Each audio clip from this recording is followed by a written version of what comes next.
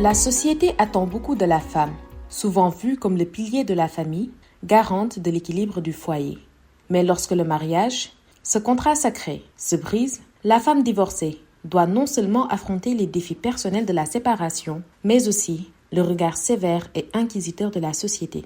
Après presque 20 ans de mariage, cette mère de famille qui a demandé l'anonymat a découvert les coulisses de cette nouvelle vie, après son divorce, en 2018.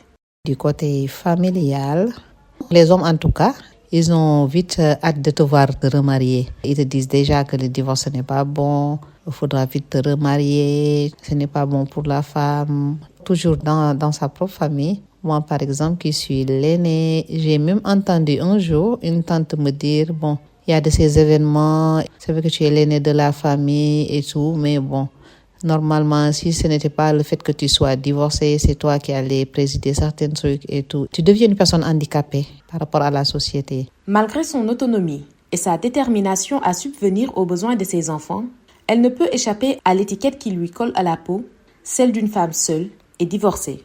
Un statut perçu comme un handicap qui pèse lourdement sur son quotidien. Je venais d'avoir un poste dans une autre région. Il fallait que je déménage avec mes enfants, toujours.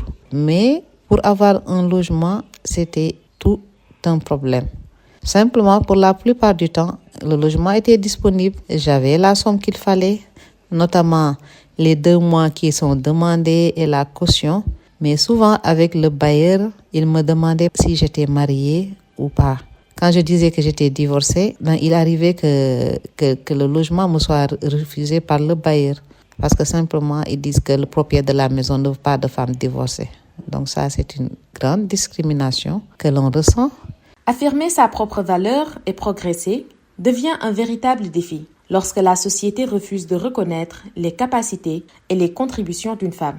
Même en l'absence de son mari, son influence reste omniprésente. Quand, par exemple, je payais mes scolarités pour mes enfants, souvent, on me demandait c'est madame comment ou bien dans la fiche scolaire qu'on remplit, on demande le papa d'abord, la maman et puis le tuteur. Mais malgré que je renseigne que je suis la responsable, la maman et la responsable financière de mes enfants, souvent l'école ne prend pas en compte cela. Donc je paye, mais c'est le nom du papa qu'on met. Des fois, on me dit que c'est le logiciel qui est paramétré comme ça. C'est le papa d'abord qui est reconnu. Ce sont des injustices. À travers les rues animées de Dakar, nous avons recueilli une variété d'opinions de la part des habitants. Oui, c'est une mauvaise femme, tout simplement. Les jeunes filles ne se marient que pour leur intérêt aujourd'hui. Ce n'est plus comme avant. C'est de leur faute parce qu'elles sont de moins en moins résilientes. Je ne comprends pas cette stigmatisation. Lorsqu'une de mes tantes a divorcé, à son retour à la maison, les jeunes du quartier ont commencé à manifester leur désir de la fréquenter, juste parce qu'elle est divorcée. Ils la rabaissent alors qu'ils n'osaient pas avant. Nous, les femmes divorcées, souffrons beaucoup plus que celles qui sont mariées. Dès que tu mets les pieds dehors, on te soupçonne de vouloir retrouver un homme.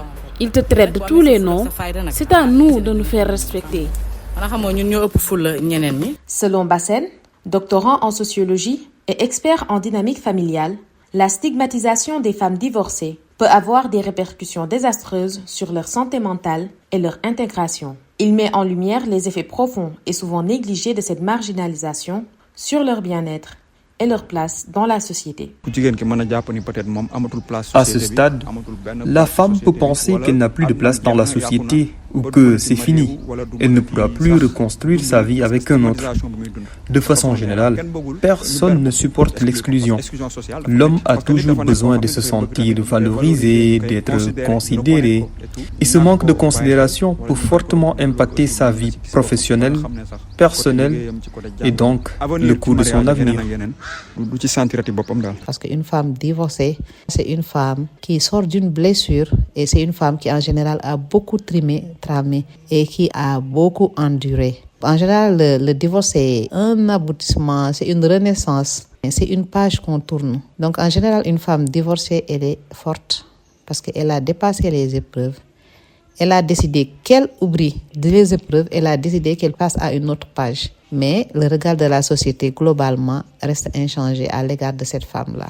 Une femme divorcée est fréquemment associée à des stéréotypes négatifs, comme celui de la libertine ou de la femme aux mœurs légères. Elle est souvent perçue avec méfiance, non seulement par les hommes, mais aussi par certaines femmes qui la voient comme une rivale potentielle. Pourtant, avec l'évolution des mentalités et une plus grande reconnaissance de la diversité des parcours de vie, il est possible d'espérer une société plus ouverte où chaque individu est valorisé pour ses choix et non marginalisé.